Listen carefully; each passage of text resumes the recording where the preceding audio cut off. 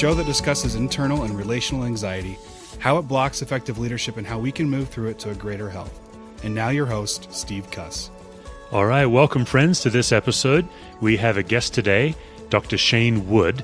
Shane is a New Testament theologian, and he's a professor at Ozark Christian College, where he teaches New Testament studies. And Shane just released a brand new book called Between Two Trees. I think the book's been out about a month, maybe 6 weeks or so. I got it as soon as it came out because, for me, it hit exactly the kind of theology I love to read, which is good theology that's infused with pathos, it's infused with his own life journey. This is a book, honestly, I think anybody should read. So in the show description, I've got a link to the book where you can buy it. Shane and I get into all kinds of topics in his book. He's a provocative thinker. He's a deeply thoughtful guy. And I think my most favorite of all for me is Shane has taken very seriously how to integrate his pain into experiencing deeper levels of grace. He's really a remarkable thinker. I think you're going to notice that as we get into the interview. And I started by asking Shane about one of the more powerful themes in his book, where he writes about how the human makes a union with death and the implications of that. Yeah, you know, it's basically like it begins with this premise that maybe the problem of Eden is worse than what we've ever thought. Because the thing that's important about that insight for me was, if we abbreviate the problem, then we abbreviate the solution. And so this book begins with talking about, matter of fact, I think the first chapter is called something like, the problem or wages of sin. It's worse than hell. Yes, that is right. Yeah. Yeah, good. Thank you. I appreciate Yeah. it. Make sure you fact checked me on that one. Well, and that's a great way to sell books too. I think that's a good approach nowadays. Yeah. No, but the reason why that's such an important something to me is that in the Garden of Eden, a lot of times we've made it as if all we've done is broken a divine law. And it's not that that's not true. But my question is what if it's worse than that? And as I dive into the narrative of the Gospels, especially in Genesis 2 and Genesis 3, what seems to be evident is that actually our problem with death is not just a problem of breaking a rule. It's that in a very real sense, we have become one flesh with death, so that the ways that death thinks and the way that death moves and how death breathes, we naturally do the same. And that's why I think it's super fascinating that Adam and Eve ingest the fruit, because what you ingest in a very real sense becomes a part of you. It's impossible for me to separate, me and my breakfast without doing damage to both. And even parts of it are still present in both of us. And the question that I begin the book with is, what if that's what happened in Eden? What if we became one flesh with death? And how does this explain some of the things that we see in our world today, like, racism, and I even get into my own past of sexual abuse, being a sexual abuse victim, and how is this actually just enacting the grammar of death? Now, eventually, I do make a turn in the middle towards hope, where I say, what if the beautiful thing is that the goal isn't for God just to take us from earth to heaven, but what if goal is also becoming one flesh with God, and start looking at things like the indwelling of the Holy Spirit. Looking at things like, why is it that the Lord's Supper is the very center of not just our worship services, but our identity? And so how does union laid over the whole Bible unveil a multitude of insights of not just where we've been and what we struggle with, but where we're going, and ultimately God's solution for our own transformation? Yeah, you actually talk about the tasting of the fruit being the anti-communion. Yeah. And then you also kind of challenge us, I think, to take communion way more seriously than a lot of people tend to take it. Particularly, you and I have the same heritage. We are part of a church movement that takes communion every week. Yeah. And we shrink it down to the smallest possible, fastest possible approach, right? We almost give people fish food. Yeah. Yeah. Talk to us a bit about that. Well, I talk to my students about this because I say, this kind of goes back to the Reformation, 500 years ago, where we have this, enlightenment happening. The Protestants are split from the Catholics. I said, what's interesting is the Protestants and the Catholics, when they're talking about the Lord's Supper, they were arguing how Jesus was more present in this moment, not whether or not he was present. And so what I think is interesting today is that we actually engage communion as if it's almost like a mid-service snack. And yet the reality is that the Bible teaches, church history has always believed, Protestant and Catholic, that there is something unique about this moment where his presence is palpable. And so I teach students, I said, listen, this isn't me, drawing a line in the sand in the sense of I'm going to move to the Catholic side or Protestant side. This is me saying this. The Bible's pretty specific that what you ingest, you unite with, you become. We have the same adage in our own society. You are what you eat, or you become what you eat. Well, whenever we ingested death in the Garden of Eden, we became one with death. And each week that we ingest the body and the blood of Jesus, it gives us an opportunity to unite with him in a very incredible way, a healing way, ingesting grace. Yeah, it's really powerful. One of the symptoms you write about in ingesting death, I guess one of the byproducts is racism. You go into your own adoptive journey and your grandmother. Yeah. And there's so much I loved about that story, but I found so much grace in what you wrote, but also the slow power of transformation. Yeah. I'd just love to hear anything you want to say about that. Well, and I think that last line you said there too is really important. And that's a theme I pick up later in the book too, is that one of the things I'm concerned about our society now, it's not a question of whether or not we're united with death, is how do we respond to this union? And a lot of the times we want transformation and we want it now. One of the things I found so powerful about Martin Luther King Jr. And frankly, even about Jesus himself, is that their work that they were doing, they weren't even anticipating tasting the fruit for themselves. They were anticipating kickstarting a process of transformation for a society that the fruits wouldn't even be harvested until much after their own death. And if we take that to an individual level and we realize, I tell my students this all the time because they're in Bible college and they're learning all this stuff about how to interpret the Bible, and they're coming all across all these new ideas, and what they typically have the temptation to do is to go home and start using that knowledge to beat people over the head. And so I usually always ask them, I say, listen, how long did it take you to come to that conclusion? I say, how old are you? They're like 21. I say, okay, you need to give them that long to come to the same conclusion. Because honestly, growth too quick by definition is cancer. And we have to allow transformation to be something that needs in us.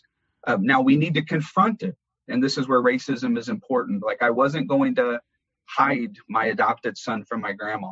I was going to give her an opportunity to respond, but also protecting her and him, knowing that if she does respond to him in a racist manner, then I'm going to protect him and my family. And I'm also going to protect her so that she doesn't say something to the point where she regrets it, to the point where she won't feel the ability to repent or to make amends. But transformation takes time, and we're just very impatient. Yeah, is that what's one of the big problems with the church today is we want to be transformed in one book or one podcast? Yeah. I actually have a section towards the end of the book called a moment versus a movement. And transformation is more like gardening than it is like going to Walmart and grabbing a piece of fruit from the produce section. It's just, it takes time and toil and pain, but it is through that toiling and that pain and that unearthing that true rich fruit can grow.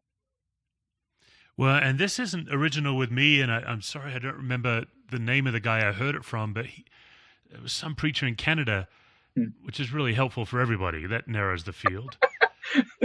But boy, it was poignant. He said, "Look, what fruit tree bears fruit 4 seasons a year? Yeah, there's always 3 seasons out of 4 where there's no fruit. Yeah, and those are just as important for fruit bearing as the fruit season." Absolutely, yeah. I actually preached a sermon at the church I work at here locally, part time. I'm on their preaching team, and I talked about I feel like I saw fall for the very first time this past year, where in Joplin, Missouri, where I'm at, we just had the exact right amount of moisture because the colors were exploding.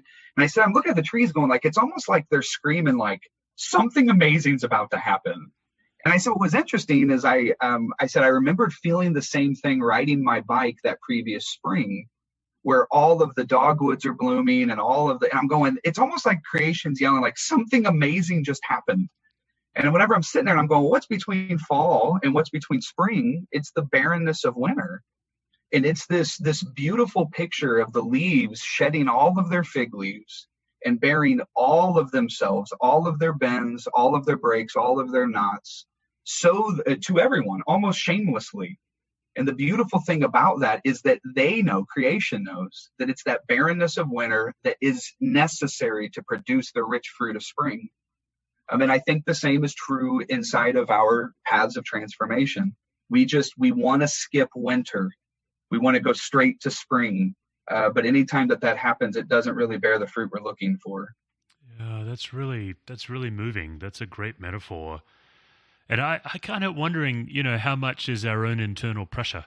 We just put ourselves under so much pressure to change instead of really, truly trusting slow transformation. Yeah, it might even be in some sense connected to our tendency to overlook Sabbath. We have this frenzy that we do not trust the space of what we would call inactivity, but I would really call clearing space for the activity of God. Because, and at the end of the book, I talk about this, where I felt like a couple of years ago, the Lord slowed me down and basically gave me this one message: Shane, you're really good at doing things for me, but you're terrible at doing things with me.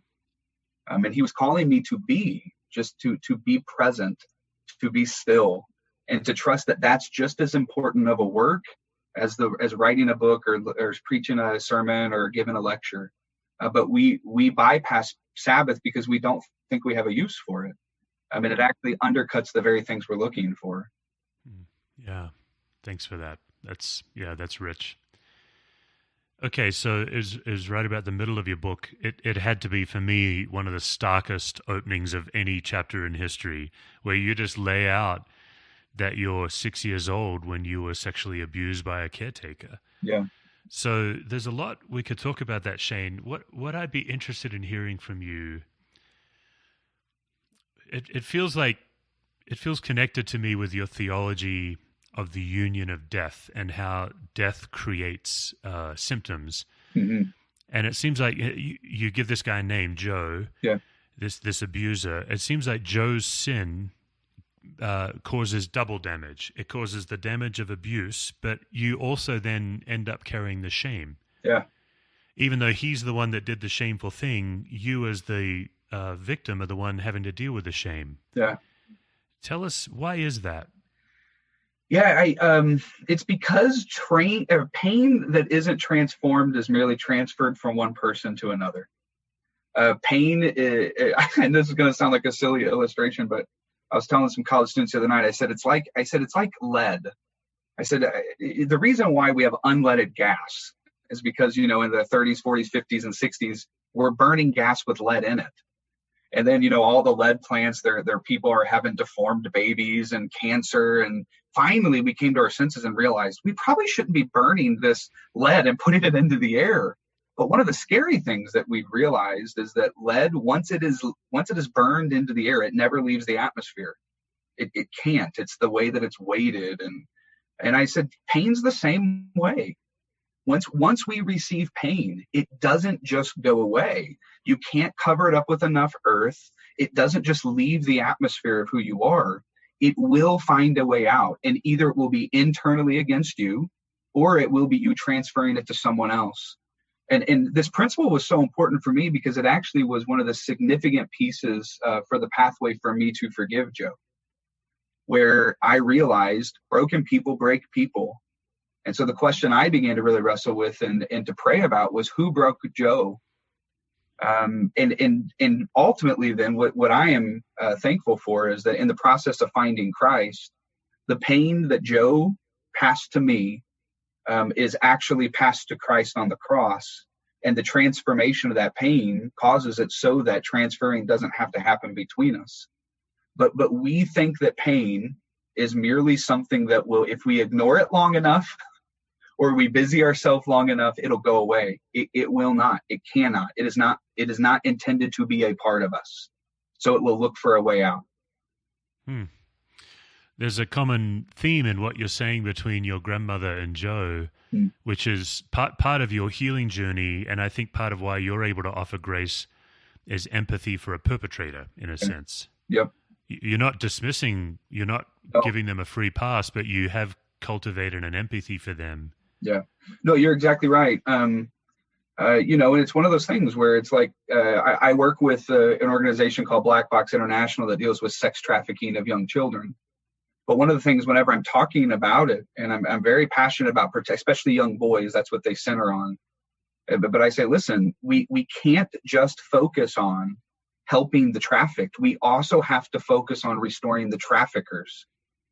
Because ultimately the way that the brokenness stops is not just through putting them into prison. It's through transforming them while they're in. This is where, honestly, if one of the things that the churches I wish we'd focused on more is the prison systems. It's almost like instead of rehabbing or transforming them, we put them in timeout for so long.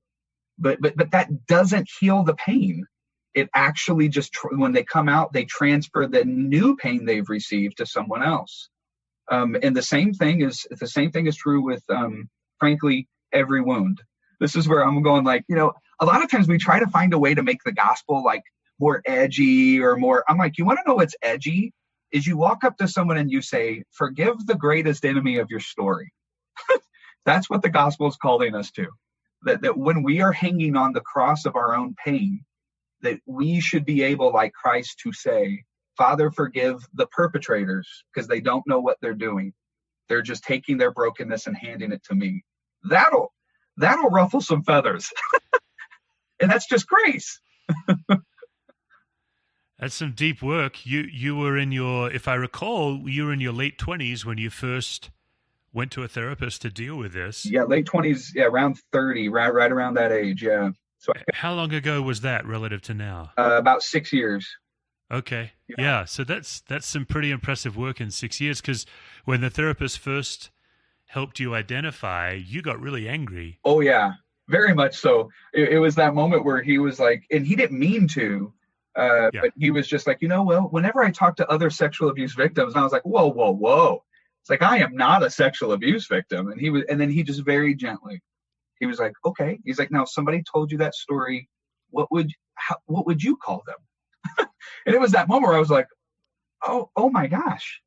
It's a moment of self-awareness, a moment of clarity. Go ahead. Yeah. So, you're describing a process that I think is essential. It's this defensive-ness and reactivity, because I'm putting words in your mouth, so please correct me, Shane, but I think it's because you don't want to be labeled or seen as weak. Yeah. And then somewhere in that process, there's this incredible freedom. Yeah. Can you talk us through that shift from that initial defensive reaction to the embrace? Yes, it's slow. And it's filled with repeating the story and repeating interactions with the wounds. The layers of the wounds uncover. They unravel. They don't just immediately. I think that's God's grace. I think if I experienced the totality of the brokenness of what I experienced at once, I think it would have killed me. But I think that over the last 6 years and with my son turning 15 and starting to drive, and with the very first time that in the last 6 years my daughter is called fat, all these different moments were so significant that as I would engage them, I would see my wound open up in a new way. And in the moment, whenever I'm responding to positive things or terrible things, I would see my wound try to come out in the old patterns I had laid down for 25 years. So a part of this naming of what it is and embracing, it's not an identity you're embracing. It's the entry point to your healing that you're naming. So I am not, a sexual abuse victim is not what defines me, but it becomes my unique entry point to the healing of Christ. And the moment I can embrace that is the moment that true healing can start to do its inner work, which is necessary.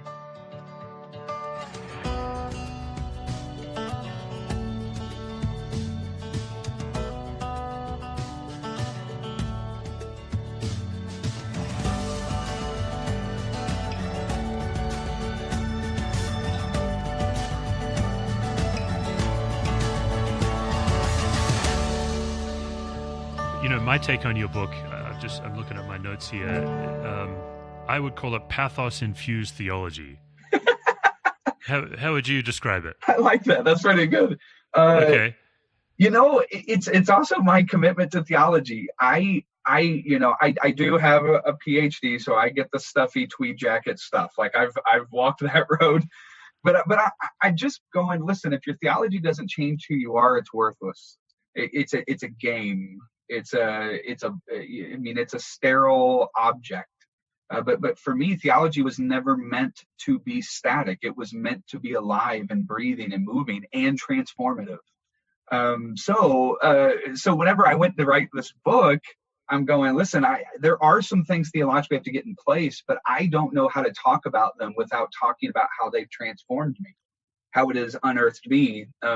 And I've had somebody say recently, they said, well, that's actually the way a lot of our early church fathers used to write. Augustine's Confessions was wrestling with the deep realities of God, but in a very autobiographical, unearthing way. So yeah, but pathos-infused theology, I think maybe I'll put that on my on my resume. Yeah, that's good. Yeah, what's your word for preachers? Some of our listeners are preachers, and whether they're preaching pastors or youth ministers.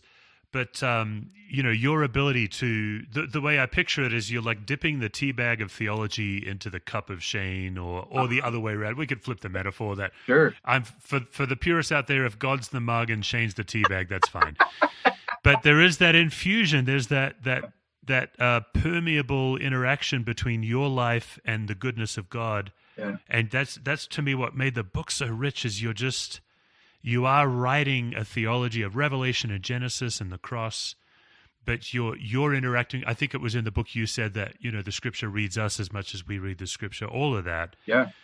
This is my very long-winded way of asking, what's your guidance for young preachers on how to do that well? Yeah, it would be the simple sentence of this. You can only take people to where you yourself have gone. This is somebody was even asking me this about writing. They're like, how do I get started as a writer? I say, you dive deep into the parts of your heart that you don't want to look at.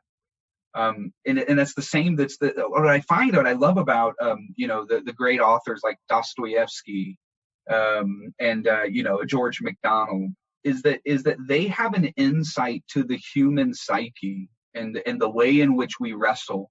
And they bring it out in a narrative form that is so palpable that you don't even realize that the reason why you're connecting with a Crime and Punishment or The Idiot is because you're seeing a mirror of your own heart, a mirror of your own soul. And so it's a backdoor way of doing it. But the way that a Dostoevsky gets to that point, or the way that a true pastor or counselor or even spiritual director gets to the point of effectiveness, is when they have actually walked that path themselves, when they've stared into the mirror of their own brokenness themselves. And as I've unearthed and pulled open my chest, literally at times it felt like, it has made me a better professor. It has made me a better preacher. It has made me a better teacher, because I'm actually asking the questions of the heart that a lot of us are too afraid to ask, or we don't even know we're asking. And the only way your heart is crying out a lot of these questions is if you've created space and done the painful work of digging into what the heart is saying. And so my encouragement to the young pastors is, listen, studying the Bible is really important. Prepping for your sermons is important. But honestly, going to counseling and digging out your past and learning what it feels like to go through the pain of healing is just as important, because your sermons will be more enriched because they come from a different place. Yeah, when I was a hospital chaplain, they called it the living human document, that we should be spending just as much time on hermeneutics of ourselves as we are on the Word. Yeah. So let's push on this a little bit. I love the idea of digging into your pain and even going into a therapist. Yeah. But I also can already tell you wouldn't suggest seeing a therapist on Thursday and then sharing Sunday. When do you know you're ready? Yeah. What I love about that too, that question, is that it gives us the opportunity to reflect on the fact that everyone is different. That the path and the pace for every single person is different. We in the church right now are pretty addicted to, cookie cutter templates, that if I do this in every single church, it will equal this, or I do this with every single person, it equals this. Yes, although now all the templates have to look authentic. So that just adds an even more sophistication. The templates have to be faded, and it's crazy. It is. And we're always looking for this thing, the code, the key. But the beautiful thing is no garden looks exactly the same, but they all produce fruit. And that's what I would say with this. No, how do you know when you're ready? Well, what's interesting is I told my counselor, I told him my entire story and all of its gory details when I was 30. I didn't even tell my parents I was an abuse victim until 33. It took me 3 years, and I had actually committed to saying, I don't think they need to know, it's fine. But then I realized that a part of my healing was to not hide from the people that love me most, my greatest wound. However, when that happens, if that happens, every person's path of healing is different. But what I will say is, don't shock the system of the people around you as a way to heal. Heal, and then give them the gift of your healing. Don't use them as instruments of your healing, because a lot of the times that can do more damage to you and to them. I didn't really start sharing my story. And I don't even feel like the concept of I've dealt with it. I don't like that. We're always dealing with it. It's an unending narrative. But I began to share my story whenever I realized I didn't need the people that I'm sharing it to. I didn't need something from them in order to be healed. I think this is really helpful. I'm really glad I asked you, because this is the first time you and I have met. So I know you through the book, and I know you through some mutual friends, but it didn't take long in the interview to realize this. I'm sitting with a person who is intimately familiar with pain and grief. You're acquainted. So I'm really glad I asked, because I do think a lot of faith leaders feel an artificial pressure to be authentic. Yeah.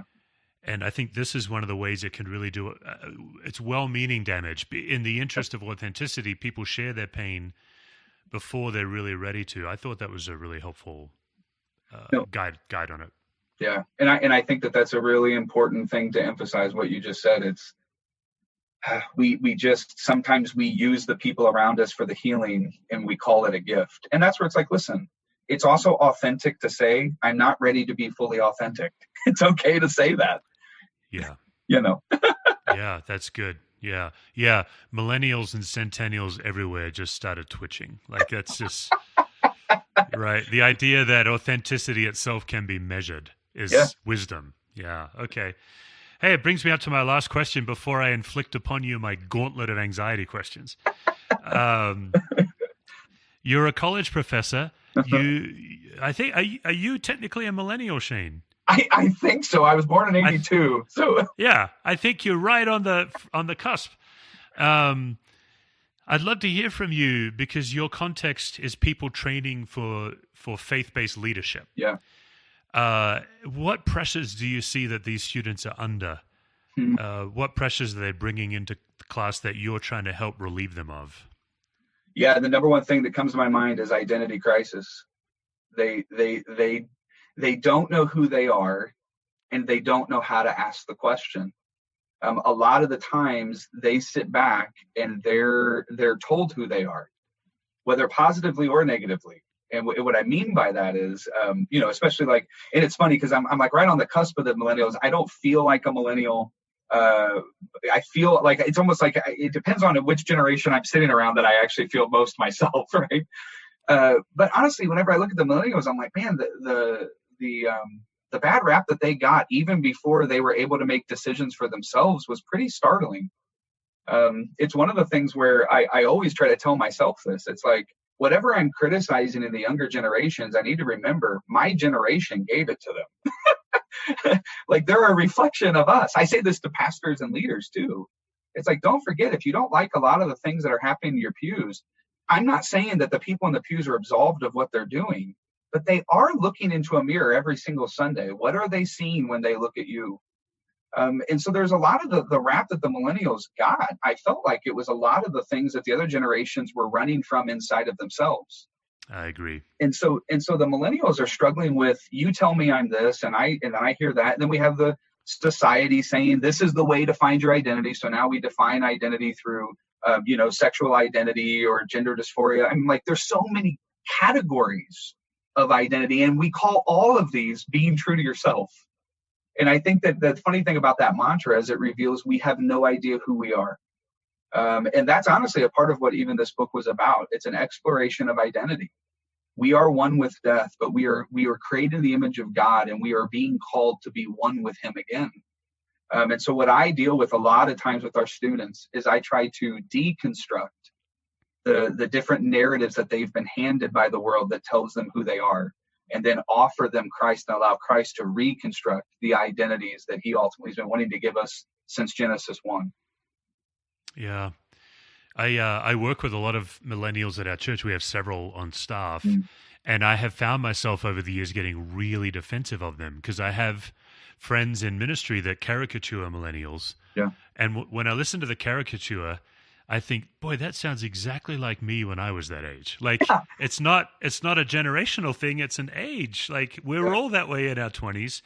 But I do see, and so like I learn a lot from the millennials on my staff, for example. I learn a lot about optimism and hope, and they have a great work ethic. The millennials work really hard. Yeah. But I'd like to hear from you on the pressure they seem to face to change the world today. Like that patience you talked about earlier, they seem to be under this unnecessary pressure that they can both change the world because we told them.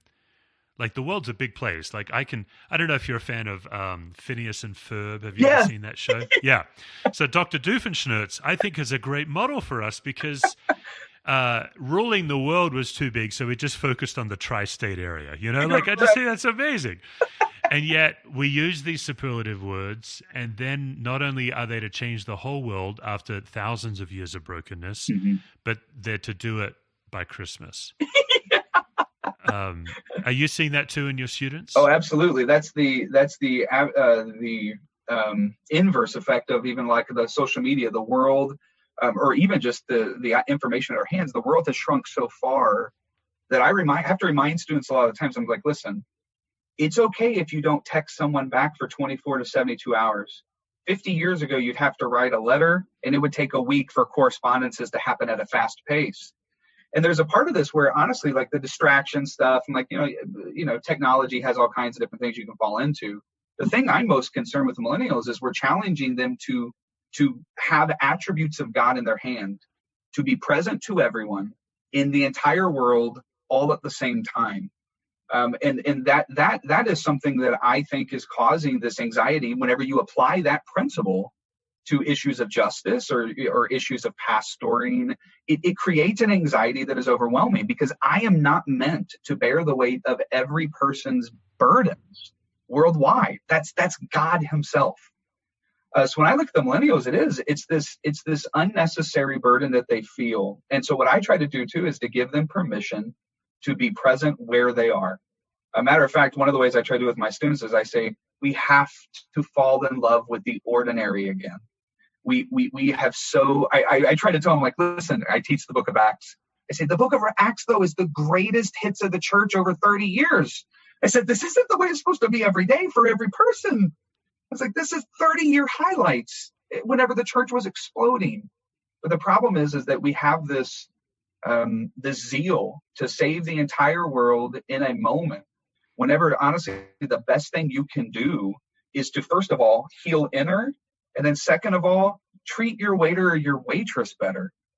Treat the people that are sitting next to you look at them in the eye. Like, the simple things is what gives us our identity and our humanity back. And I think those things actually would prepare us for the big projects that, like dealing with world hunger and, gun violence and all these other issues that they feel burdened with every moment of every day. Yeah, wow. I've never in my life thought about how a phone is actually connected to the lie from Genesis that I can be like God. That's a phenomenal insight you just gave us. Thanks. Yeah. Before we jump in, anything else on that you want to say? I think that's profound. No, I think it's one of the things I would say is that Satan has no new tricks. He just recasts them in every generation. The problem is we fall for him every generation. You don't need new tricks if people keep falling for the same things.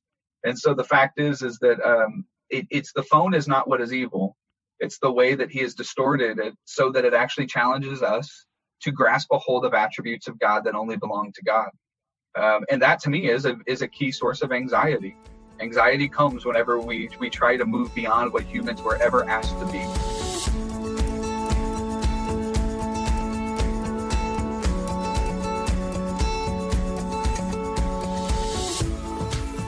I believe that the fundamental issue with leaders and parents is anxiety, which isn't always worry. It can be worry, Sure. but it's any response that blocks our ability to be present and human to each other and fully human to God. And so I believe that anxiety is one of the chief competitors for the space that God resides in.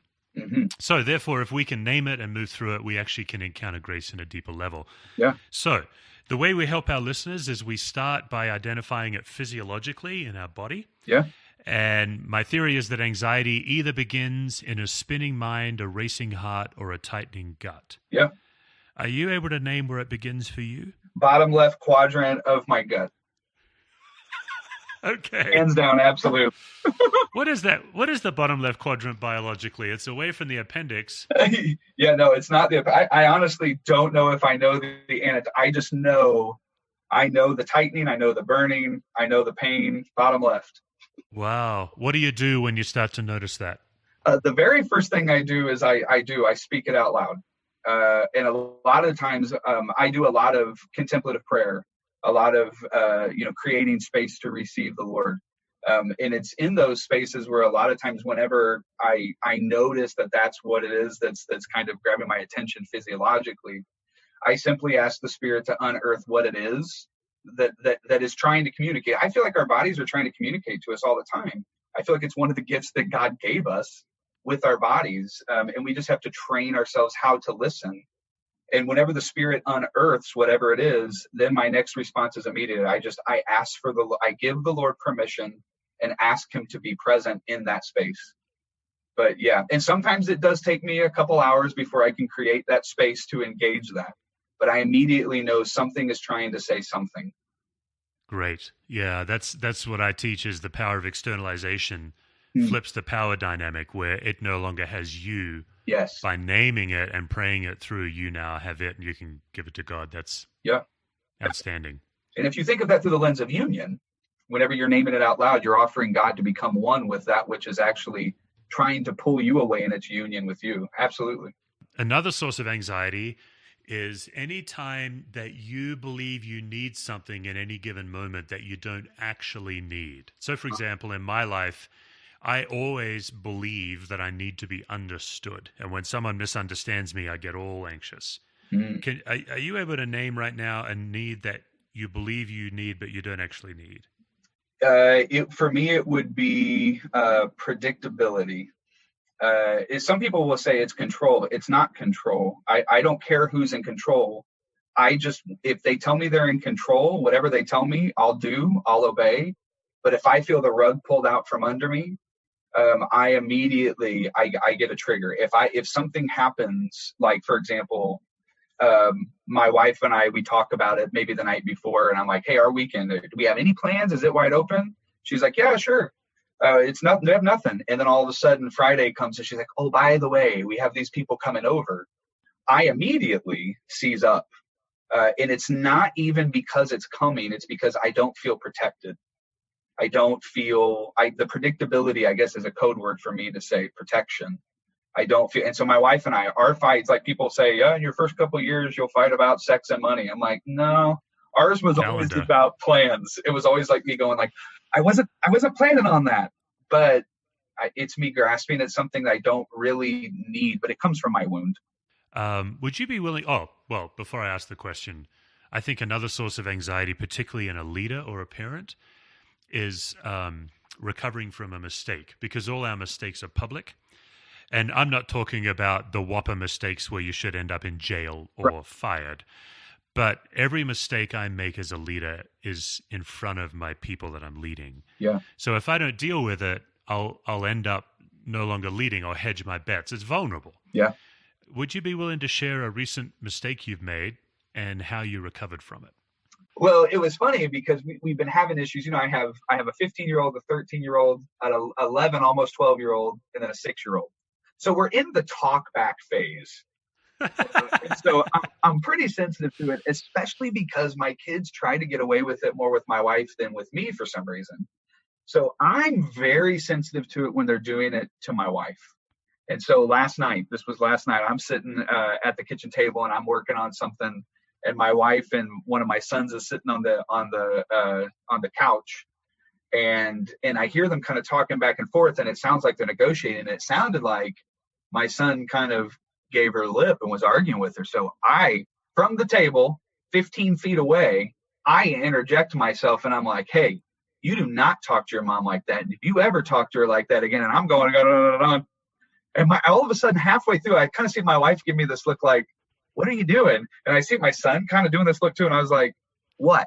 And my wife was like, he didn't say anything like that. My son was like, I never said any of that. And I was like, okay. I said, well, I was very sensitive to something I perceived. I was totally wrong. And then I went up to him. I actually left my space, went over to him, was like, hey, I was wrong. That was totally out of line. Number one, I shouldn't have jumped in something 15 feet away. Number two, I should have actually been more patient to hear what it was being said. And I just asked him to forgive me in the moment. And it's funny because my kids are usually ready to forgive me quicker than I'd be ready to forgive myself. Isn't that something? Isn't that another conduit of God's grace, I think, is our kids' like hair trigger to forgive? Yeah. Yeah. That's really something. They're elastic. I'll even the next day, sometimes I will not have slept well because of the way I talk to them at night, and I'll forgive them the next day. And my kids are like, I don't really know what you're talking about, but you're forgiven. Great. And I was like, man, I wish I could do that all the days. Oh man, my work that's so days. true. Yeah. On this podcast, about 50% of our shows we deal with internal anxiety. About 50% we deal with anxiety in a group. Because if a leader can learn to notice when a group is anxious, yeah, and actually deal with that rather than just the agenda, you can get way further. Yeah.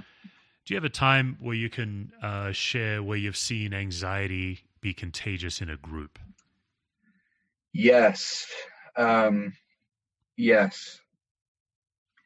Specifically, and this one I'm gonna have to be more veiled just to make sure I protect even the institutions and stuff that I'm connected to. But I'm in a room where a new policy is being what is from the top down is being called clarified, but from the bottom up, it was a significant shift that was actually causing some people to even wrestle with, because of the policy shift, am I now going to be fired, or can I continue to work here? In the palpable nature, it was actually a really interesting lesson for me too, of misreading from a leader's perspective, misreading what I was about to do, and then at the same time misreading also what was happening in the room as it was being done. From people, which this is pretty significant, setting down their phones and kind of tilting their head, to the even changing of the breath and the people next to me, where not necessarily that it's loud, but it's more in the upper register. And then afterwards, the chatter, the tense palpitation that kind of is resonating in the group, quite significant. Now, the beautiful part of this story is some of us were able to approach the leadership, and they created a forum to hear feedback. And it was one of the most brutal 2.5 hours I've ever watched a leader sit through. But one of the most amazingly powerful moments, because the leader responded to everyone's anxiety with self-awareness, with confession, saying, I misread this. We're going to slow down, back up, and read and listen more. But yeah, that moment was palpable. You could taste it. That's a good example. Yeah. Yeah. When in your life, Shane, do you feel most fully loved? Oh, wow.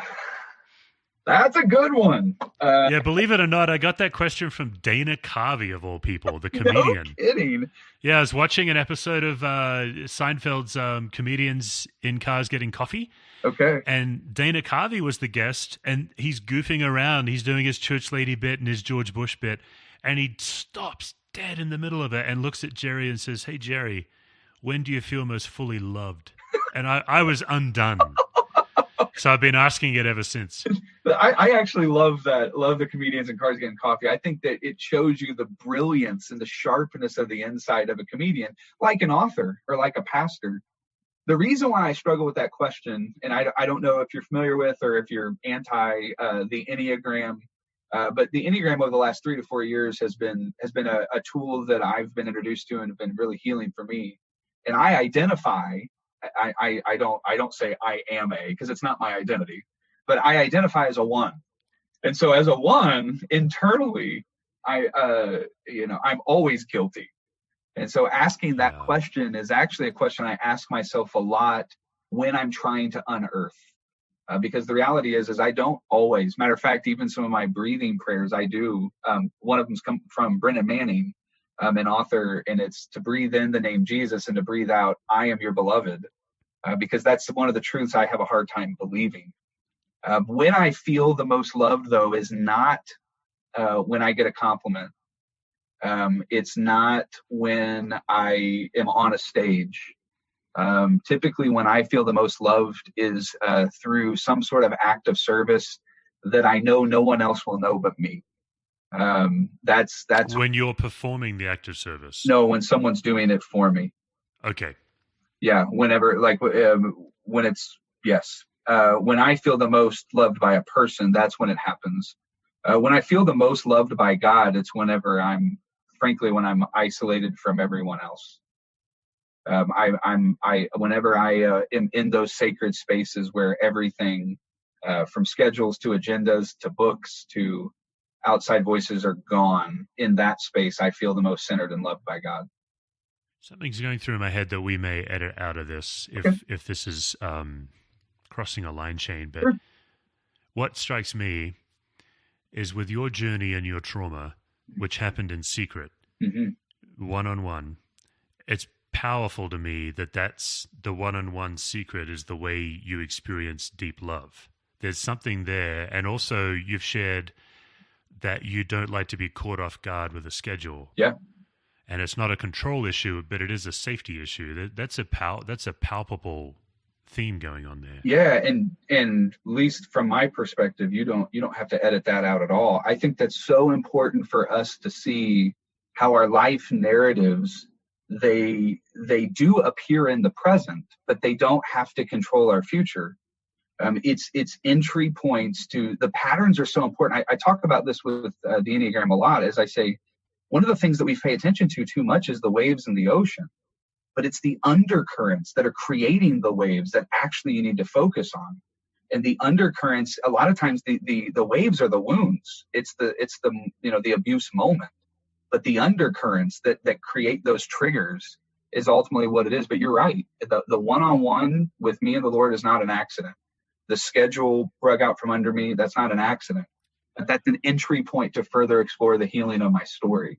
Final question is, what activities and places make you feel most fully alive? Yeah. And you don't have to name them all. Just give us a couple. Cities. And by places, I mean literal geographical places, actual locations. For me, it's cities. It's actually, it's weird because I'm an introvert. But I love when there's activity happening around me. But I can be anonymous within the activity. And that's what I love about cities. There's a connectivity of a city, but you can also be simultaneously anonymous. So even the way I wrote the book is I went to Rhode Island, Providence, Rhode Island, and walked around the city and just would sit at coffee shops and would write. But also like sacred spaces or spaces infused with history. So I sat down in the Athenaeum Library where Edgar Allan Poe wrote some of his last writings. Whenever I was doing my schooling at Edinburgh, I walk in the same streets as David Hume and as John Knox. It's spaces where I'm going in the stones There are thoughts in a history that are far beyond the present moment. Those are invigorating to me. So those are some of the spaces and places I love. Thanks for joining us today. You can follow me on Twitter and Instagram from the handle Steve Cusswords. You can also go to stevecusswords.com for more resources. This episode has been a production of Brendan Reed and Steve Cuss.